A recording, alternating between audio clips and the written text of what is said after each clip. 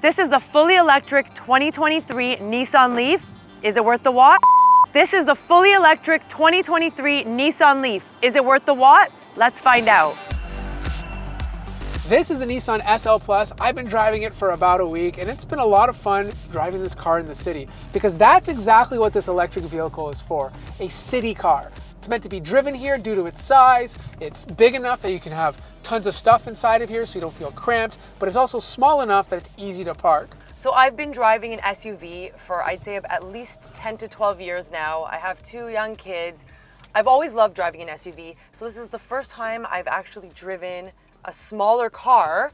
And I must say, living in the city, this has been a pleasure to drive. Yeah, and I mean, that's the thing, you know, like if you're zipping around the city, this is the car to do it in. Look, it's not going to give you all the luxuries of more expensive electric cars on the market right now. You know, in fact, this is very reminiscent of a standard gas car in terms of its design. Let's be honest here, the Leaf was one of the first electric cars to hit the market that gained popularity. And when you step inside of here, that's kind of what you see. A traditional car with an electric motor and some of the features that most normal people are used to. This has come a long way though since 2010 when they came out with their first electric car. Absolutely. It's come a long way in terms of the exterior appearance. The interior is really, yeah, I'd say nice and classy. Yeah, people are going to feel comfortable walking in here or sitting in here rather and seeing buttons to push, unlike a Tesla where everything's on one big screen. You have your buttons for your heat, your AC, your mode, your auto. Even the main screen has buttons, which a lot of cars are starting to take out. Look, I love the fact that you don't have to scroll through the screen to find, you know, even your seat. Doesn't your Tesla even have a seat warmer on the screen? Everything's on the screen. Scroll through it. Everything except for like changing the lane. It's ridiculous. Yeah, so I love the fact that you don't have to do that on this car. I think it's a really great. For sure. And like the fact that the screen's not too far back, like on some other cars we've reviewed recently, makes it easier for the it really far makes it easier for the driver to interact with it, you know? You have all the standard stuff you'd expect in a typical package with an 8-inch screen, even though it's not the most high resolution screen, it's good enough. You have Android Auto, you have CarPlay. It's wired, not wireless, which I don't expect in a car at this price point, but, you know, it's practical. That's the big word here, practical. Now the question is, would you pay $50,000 for this car? That's the big question, because $50,000, you're pretty much paying an electric tax, right? Because if this car didn't have an electric motor, it would be significantly cheaper based on the materials and the design that they're using. So yes, if you compare it to something like the Bolts, it's in that kind of lineup, but it's still very expensive when you compare it to, let's say, a similar Nissan without an electric motor. But the Bolt is a very similar price point, but it has over 400 kilometers. It may have the range, but this has the size. And someone who like carries their hockey bag and stuff and tends to have 2 kids, this would be a vehicle that I would personally lean towards over the Bolt. And it's also a lot longer than True, the Bolt. and that's what's it's a bigger car, which is great. Giving you all the storage, right? Right. Now look, not everything is perfect. I don't like the gear selector. I feel like it's a little weird, like you have to push it up and to the left, but it's so small. That little really? Feature. Yeah, I think it's I don't cute. know, it's like a little nub. I like it. It is a little nub, but it's a cute little nub. It's a little nubbin. I like it. A little bit of RGB or reflective material over here, but it's definitely not my favorite. I also find that the armrest in the middle is a bit too short. Like it's a little high up, but a bit too short, and my arm doesn't. You have monkey arms, Matt. I don't have monkey arms. I have very proportionate arms. It's perfect for my shorter arms. I don't know. I just wish your they gave monkey me more arms, space. I don't think any size would work for you. And on top of that, because it's so small, when you open up, there's not a lot of space to store stuff. No, that is true. But you do get 2 cup holders, which is great. You have your parking button right in the middle. You have your options to put it on e-pedal. So if you want to use full regenerative braking without using the brake at all, you have that option, which is really nice. There's an economy mode. You have 2 USB ports. One is Type-C, one is USB-A. So you have the option of using either or for your Android Auto or CarPlay. You have 120 volts for your charging. You have your power button, which turns on the car. And then you have your heated seats, which have, what, 2 or 3 levels each? No, high or low, basically. 2 levels each. Okay, so can we talk a little bit about the seats? Yes. Are you comfortable in these seats? No, I'm not. They're not the most comfortable seats. They're a so little that hard. was my first impression last week when I got the car, when I picked up the car. I felt the seat was extremely uncomfortable. It was a little too hard, and the headrest wasn't so great. I don't like the headrest. But over the last week, I would say that my opinion of the seats have changed. Well, you get used to it, right? I feel like I kind of broke them in a little bit, and They are actually more comfortable than they were last week. Yeah, I mean, you get used to it, right? There is leather on it, which is only available on this model. Yes, the other two models, the cheaper models, don't have leather. Don't have leather. And you also get more range with this model and the middle model, correct? The SV. And how much SV, range does this sorry, car the have? SV Plus. How much range does this car have? This one has 342 kilometers. 342 kilometers. So this is not a long distance car. This is definitely more of You can get to the cottage though. You could get to your cottage, assuming you have a charger there or nearby. But it's not But good with the enough. lowest model, it's only 240 kilometers. So that really doesn't even get you to the cottage. That's 100%. So that's more of a city car. Yeah. Exactly. You know, look, there's buttons to change the seat for the driver, but the passenger has to use a manual adjustment in order to move the seat. Power buttons for windows, which is nice. The windows actually move up and down quite fast, much faster than my Tesla, which is nice to see. The experience of looking out the window is a little small, but it's big enough that I don't feel like I can't see anything in front of me. You have a little space for your sunglasses, which is kind of neat. And then, of course, you have your buttons at the top to turn the lights in the car. Now, Andrea, I know how much you love going fast in a car, okay?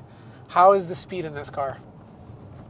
No complaints. Really? Yeah, no complaints. I Like I feel said, different. this is a city car, right? How fast do you need to go? Well, you know what? I'm a guy. I can accelerate onto the highway pretty quickly. And talking about I'm horsepower very content with this car. is a good topic to talk about. It means horsepower. I am cooler the more horsepower I have. Okay? Yeah. And this doesn't have a lot of horsepower. There's I only mean, 250 pounds of torque. Yeah. It's fast enough. Like, I don't feel like I don't have enough speed to change the lanes or beat somebody out to get in that lane. But this is not a head smasher. Like, your head's not going to go all the way back if you slam on the acceleration. But it is fast enough for an electric car. Yeah, it is. It What is. is it, 212 horsepower? 212 horsepower for this model, and the Yeah. base model is what, 147 147. horsepower, That which is might much feel lower. a little slow for some people. Yeah, and what about the charging? in Charging. this car? So you have the good old CHAdeMO, which is a Nissan standard that they've been using for many, many years. But they also have another input for your standard CCS charging that you can use as well. So you get the best of both worlds. Quite frankly, I feel like Nissan eventually will be using the NACS standard, which is what Tesla uses and what every other company car is switching to. But at least you have the option to use either or. Other things to note is the wheel is nice and big. It's, feels like there's leather around it, which is nice. The horn is a little bit on the smaller side. You have all your buttons to control the volume, obviously answer a phone call. And if you want, if you're on the highway, you can put it on pilot assist, so it'll help keep you in the lane, or you can use adaptive cruise control. The actual steering itself, it's okay. It's a little on the stiffer side. It doesn't feel, you really feel the car when you're turning compared to more luxurious vehicles where it's a little bit smoother, but it's fine. Like, I don't have any major complaints about it. So right now I'm in the back seat of the car, and there's not a lot of leg space for a 6-foot person like myself. Okay, fine, I'm 5'11", but let's not talk about that. I can place my feet underneath the car, which is enough. This is how I would sit if I was the driver. Again, I can sit back here comfortably without my head smacking the top, but if you're 6'1", 6'2", forget about it. Your head probably will hit the roof. The seats are fairly comfortable, a little more comfortable than the front seat of the car. The window, super fast. It doesn't work right now because the car's not on. A little space to store stuff. You have a position over here to fit a small position. What's a position? You have a slot over here for your water bottle, okay? No middle armrest, which is kind of unfortunate, which also means there's no ski access for your skis or your hockey stick. Again, very comfortable. You have 2 spots here to charge your car. These are USB-A ports. I don't like this middle barrier. This shouldn't be here for an electric vehicle because most electric vehicles have pass-through all the way. And this is bigger barrier than most gas cars. So it's kind of unfortunate that they had to place this there. You have your heating for the rear on the side of the seat, which is in an interesting position. And then of course you have your headrests that you can move up and down if you want to get a little bit more comfortable. Oh, and one more thing, there's no sunroof in this car. It doesn't matter which model you get, it's not available on the Nissan Leaf. And what's quite weird is if you stand outside of the car, the top of the roof kind of looks like glass, but it's not. It's just a different color. You're paying like $800 more Canadian just to get a 2-tone finish, but I would have loved an option for a sunroof. It's very windy today, I apologize guys, but the front of the car doesn't have a grille, all right? It has more of a plastic look. This is new, this illuminates, okay? This is also where you charge the car. It's actually in the front as opposed to the side. You have your little LED lights over here. There's no frunk. In fact, I'm going to show you guys right now what it looks like. It really reminds me of a standard gas car. There's a little button under here that you push. And then inside, it's nothing but your motor and a place to fill up your windshield wiper fluid. Now, personally, I think the look of the Nissan Leaf looks a lot better than the Chevy Bolt. There's more of a design here happening. You have a slanted roof, you have a two-tone finish. It's not super sporty, but it has a hatchback meets crossover vibe. My favorite look is definitely these rims, 17 inches, aluminum alloy. The way it looks, it really reminds me of something that's modern, but also brings up some nostalgia from back in the 80s. Your handles, very standard that you get on a typical car. You have a little button here that locks your door. Obviously, if you want, you can move the mirrors in by using your hand. They're not electric, but overall, I think the car looks great. Now, to access your charging port, there's a little button on your key.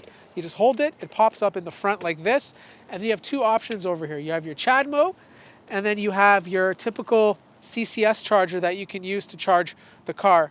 Now, the back of the car is your hatchback portion. There's an actual windshield wiper on it. I know some electric cars are completely getting rid of this, which is very unfortunate. In fact, some are even blocking the window and just putting a camera there instead. So this happens to have your standard window. This also illuminates, but this trunk is not electric. Like, you can push a button to open it, but then you have to manually use your hand to open it yourself. There's obviously no leg kick to open it because it's not electric. And then when you're done, you can slam on it to close the gate. Inside, it may not be super deep or super long, but it is deep. Like, you could fit easily 2 hockey bags in here without any issues. There's not a lot of space underneath it. In fact, there's nothing, just a couple of spaces for a piece of paper. But, you know, it's big enough for your groceries, to take skis inside, or again, you know, being a Canadian like me, play hockey. I'll be honest with you, if this did not have an electric motor for the price of $50,000, I would say it's way too expensive for what it is. Right now, you are paying an electric tax, but compared to everything else on the market, the Nissan Leaf is still one of the more affordable options to choose from. It's not going to turn heads, but what it is a great car for the city. So is it worth the watt? I think it is. You guys let me know in the comment section down below. Like the video if you liked it, subscribe if you haven't already, and I'll see you guys in the next one.